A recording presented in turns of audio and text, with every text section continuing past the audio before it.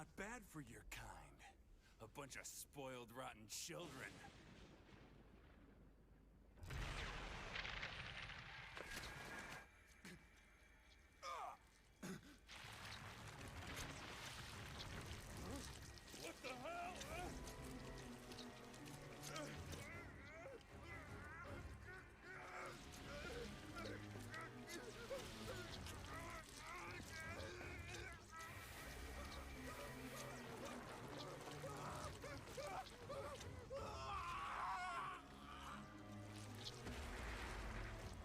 What the hell? Look at that! I'm out of here! Smart choice. Hold on!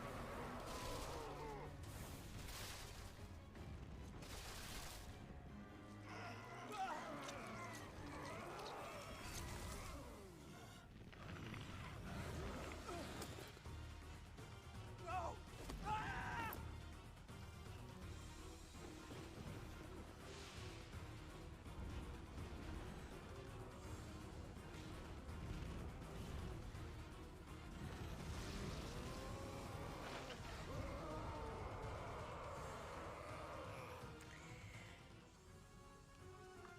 Yep. That is very definitely a bring the holy water in the crosses cutscene when you first see it. Honestly, what I think is the freakiest thing about the demonic beasts, and like the detail that I think is most amazing, is the movable teeth. Like, that always gets me, that their teeth, like, they're not just really long, sharp teeth, they can move. They're flexible. That is just yuck on so many levels. Like, yikes. And also, I should have probably said this before the cutscene, but if you pause the cutscene at the right time, if you look at it very closely, you will see the crest of Gautier on the black beast Miklan's head. So yeah, if a demonic beast came to be because of a certain crest stone, it will have the crest on its forehead. What the? Miklan! Is that you? That form. Oh my. Is this your first time fighting such a thing? Then listen well. We're going to skip for this again because it's tutorial stuff. But yeah, monsters have more than 1 HP bar. Even if you When they get to lower HP bars, they get special abilities. Can you see that? A strong attack if you can break the When you break the entire barrier, the monster becomes confused and cannot attack. And also, if you do it all in one turn, you get a special item.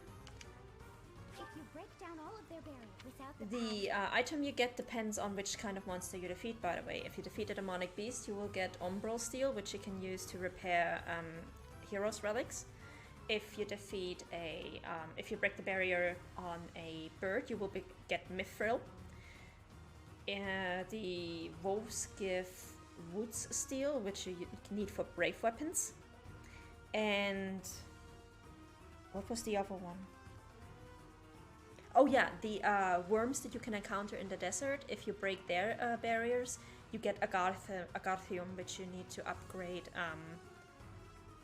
I think the Scythe of Zariel that the Death Knight wields, and also Edelgard's personal weapon Aemir, which is one of the reasons why pretty much those worms in the desert, they are only useful if you're playing on Crimson Flower. Otherwise, you don't need them.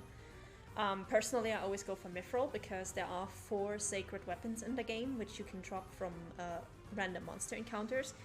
And in order to actually forge those weapons, to turn them from rusted weapons into like shiny, mighty weapons, you need Mithril. And you need a lot of it. So, I like fighting birds. They have such might that they will not fear you alone. Attack them with a gift. But yeah, these monsters are half the reason why you want to keep gambits on everybody at all times. Be on your guard once they have distracted. And if a monster has performed an attack, then after that the next attack it will perform is like an area of effect. This is my favorite. But you should be conquering that thing instead of talking to me. If you're out of questions, get over there and fight. Byleth is like, thanks for the explanation, but how do you know all of this? So, this is the power of a hero's relic. To create such a sinister beast. It has gone too far. I fear all we can do now is put an end to it. Alright, well, you can stay over here and lure this thing. I don't mind. We're gonna need to break its gambit, its barriers, because I want the Umbral Steel, actually. We are probably never going to use the Umbral Steel, because I almost never use the Hero's Relics. There's nothing you can do with a Hero's Relic that you couldn't do with a Killer Sword, except for abusing Amir to finish Crimson Flower's final boss in one turn. That is literally the only time I found a use for any of the Hero's Relic sacred weapons. Other than that, you are usually far better off just using normal killer weapons. They're easier to forge, they have more uses, and they're easier to repair, and you can put them on every character regardless if they have a crest or not, so it's really not worth it. Anyway, you can move up here, please heal. Thank you. Thank you. Now let's see, 65, 92. So I'm probably gonna want... I probably want Ash and Byleth to take out the health bars, so that they can actually get more level ups.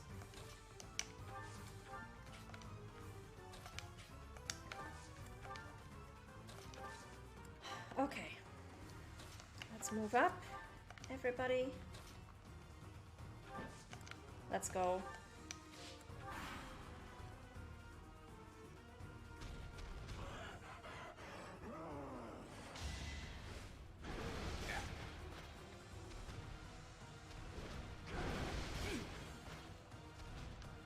Yeah, and latest by this point, if you don't take out Miklan fast, Gilbert is gonna die. Oh, he's actually gonna die. Well, not die, but he's gonna have to retreat right now because Miklan is just like, get the fuck out of here. I have yet to be forgiven. For now, I must retreat. Yeah, goodbye. It was nice having you. Alright. Barriers, barriers, barriers.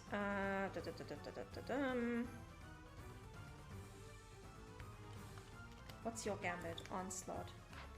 I actually want Dimitri to use a gambit because It's our chance to prevail.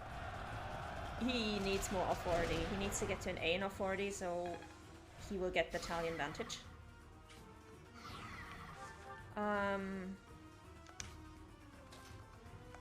Let's go. Gambit. You can count on us. Let's do it. Now.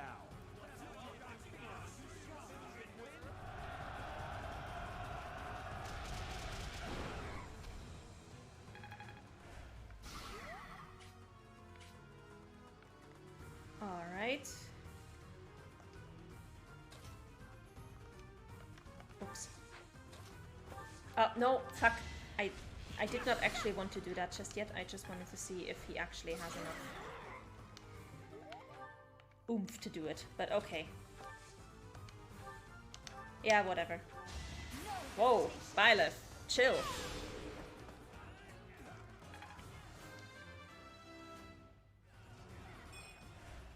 Oh, at least she got a speed level up, so that's good.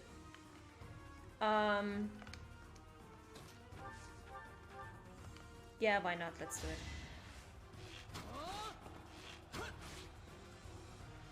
Oh. Wow. 82, 15, 109, 78.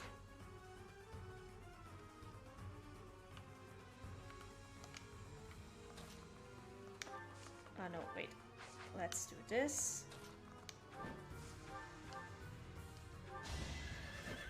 Let's get the most out of this. Whoa! It is critical hour, ladies and gentlemen.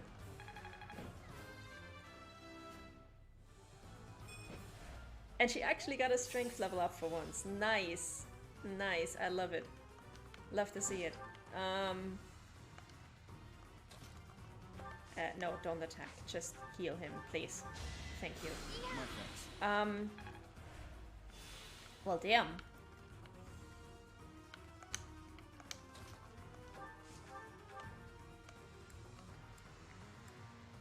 Um, 20% chance for critical. She can attack twice, so she's going to do at least 16 damage. And she could potentially do up to 48 damage. I think even if she gets a critical here, she should not be able to kill him. Or should she? 26? No, this would actually kill him. Okay, so let's stick with wind then. Yeah, critical number 1. There we go. Okay. It's cool. I can live with that. Yeah, Sylvain, you've done enough. I think you're gonna be okay. I do want to get the killing blow with Ash, who is super weak. So we need to bring him down to 11. Okay. I do want to get the killing blow with Ash because Ash is farthest behind in terms of like actual XP. So critical chance of 9.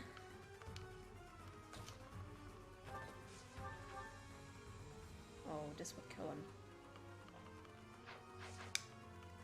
Can I please get one who doesn't actually kill him if I attack? He's gonna double, so that's not gonna work. She's gonna double. Oh my god. Why are all of you guys so strong, please?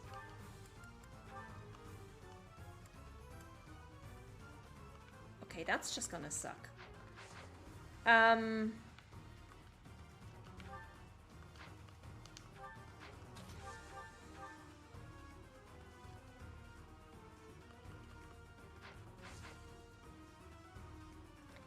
Okay, let's risk it for the biscuit. Let's see.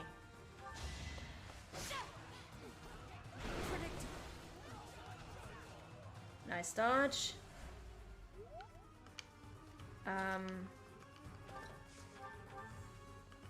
13. Please don't crit. Thank you. Yeah, luxury problem, I know. But I do wanna make sure I get this right. Okay, let's go. Oh, right in the mouth. Ouch. Ta-da! I want to know who was MVP this time.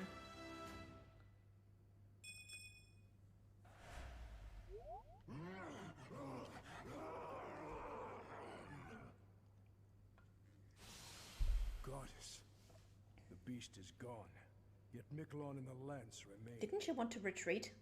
It's over. Let's retrieve the lance and leave this place. Miquelon, my brother. Okay, who was MVP? Let's see. Ingrid! Very deserved. She's on a roll. She was already MVP in the clearing the way battle, so Ingrid is on a roll. That man, his form was changed. It was as though that lance was swallowing him whole. Upon that sight, it makes sense that your students were upset. I wonder if those relics truly hide such power. Yet even still, that power seems familiar. That form as well. As one who wields the sword of the Creator, does that mean you possess that power too? Professor, you have returned. The goddess is indeed generous with her divine protection. I have already heard Gilbert's report about what happened. See to it that you keep what transpired at the tower to yourself. People would lose faith in the nobles should rumors spread of one using a relic and transforming into a monster. All regions of Fodland would fall into chaos. We must avoid that at all costs. Yeah, Please ensure the students who accompanied you understand that as well. Have I made myself That would clear? cause a pretty big riot if knowledge like that came out. His transformation into a black beast was nothing short of divine punishment from the goddess. Punishment for someone arrogant and foolish enough to use a hero's relic even though they were unworthy and unqualified. If someone without a crest were to wield the relic you possess, they would likely meet the same fate as Miklon. You, however, have been chosen. You are worthy of wielding the sword of the Creator, so there is no need to worry. The church will formally return the lance to House Gautier, if you would. Now this option here is only available if you have Sylvain in your house. And there is a very popular Edelgard-centric fanfic that touts itself as legit meta of the game, even though it's literally just fanfic and actively goes against canon in multiple instances, where Rhea is described as like foaming at the mouth and being super angry if you tell her no. That is not what happened. I'm going to go with As You Wish, because I want to get the support points with Rhea. But literally the only thing that will happen if you choose I Will Not is that she will say, what is the meaning of this? Or something along those lines. And then Sylvain will come in and say, hey, I'm of House Gautier. I would like to I would like to keep this lance. I have a relic. I will make sure nothing bad happens again. I swear it on my family. And then she hands the lance over to Miklon. That's to Sylvain. That's literally all that happens. So I know there's a lot of misconception in the fandom about Rhea's behavior in that scene, but literally she is very chill about it. It's literally just one line of what the fuck. But yeah, we want You have support my with her, so gratitude. I can see that I was right to trust you with this. Please report back. I will tell you of your new mission for the coming moon at that time. I will say this: if you do not yet have the required professor rank to craft Is your meeting over, Professor? killer swords, you or to craft killer lances, you can use the Lance of Ruin to defeat the Death Knight in chapter 6, in this chapter actually. It's actually a very good weapon for doing that if you don't have access to killer lances, but honestly it's very easy to get to professor rank C+ by chapter 6, so just use a killer lance. It's almost as reliable.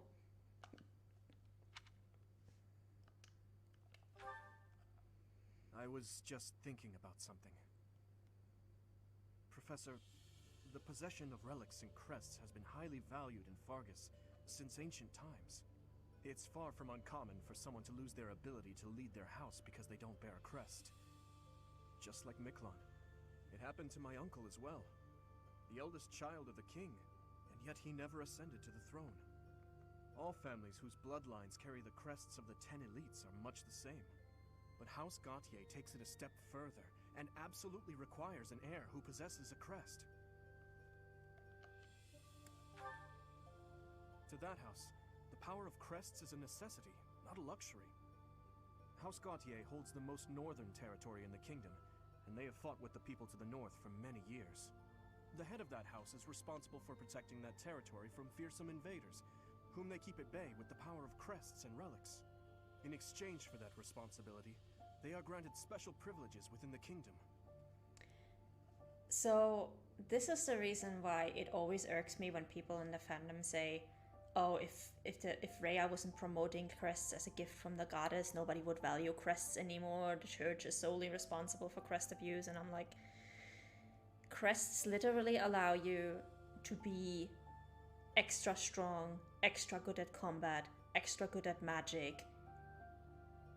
They could be curled a cursed power from the devil and they would still be highly valued.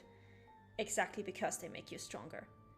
Because it's not just prestige, it's actually a measurable increase in performance and value that comes with a crest.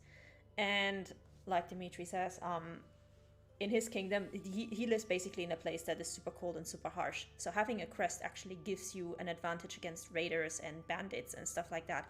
And House Gautier in particular, because they live right next to Shreng, whom they have been at war with for centuries, is like, yeah, if we did not have a crest, if the battle would be a lot harder, if not impossible. So, yeah.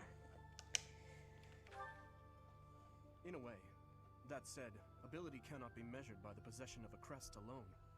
I believe that Margrave Gautier was wrong to disinherit Miklon, simply because he did not bear a Except crest. he did not. We learn he also tried to kill his younger brother, so, not just the only reason. Still, there is always a reason for why such customs stand the test of time. Imagine what this world would be like if no one placed any stock in crests. Bloodlines that carry crests would dwindle. The metaphorical blade used to oppose threats would eventually rust. This same argument has been made time and time again across the years. Both sides are at once right and wrong. I believe those with crests and those without should acknowledge the other's strengths and learn to respect each other based on personal merits. And that doesn't apply only to crests. The same holds true for lineage, race, faith, ideologies. If we could just accept each other and make mutual concessions one step at a time, perhaps... Who knows if that's even possible. So yeah, there's also a very stupid but popular take in the fandom that Dimitri does not want any progress.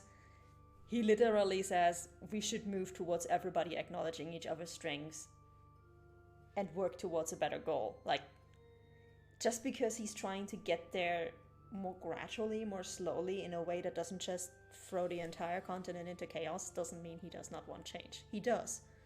He's just aware that it's going to take a lot longer. Unless you start a major war. Which, those kind of changes don't tend to last very long, historically speaking. Everyone has something that is unacceptable within them. I certainly do. And I'd wager you do as well.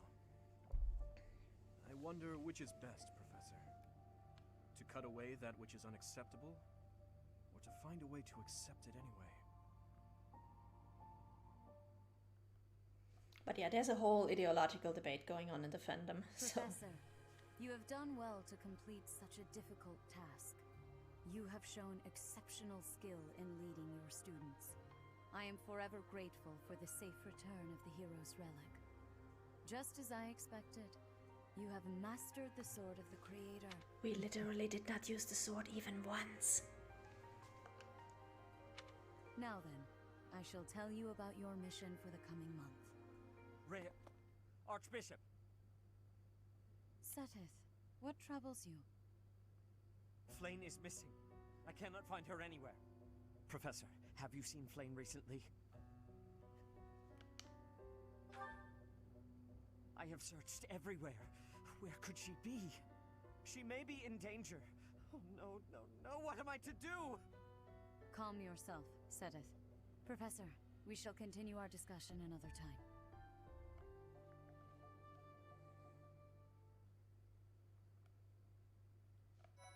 Alright, new chapter, let's go.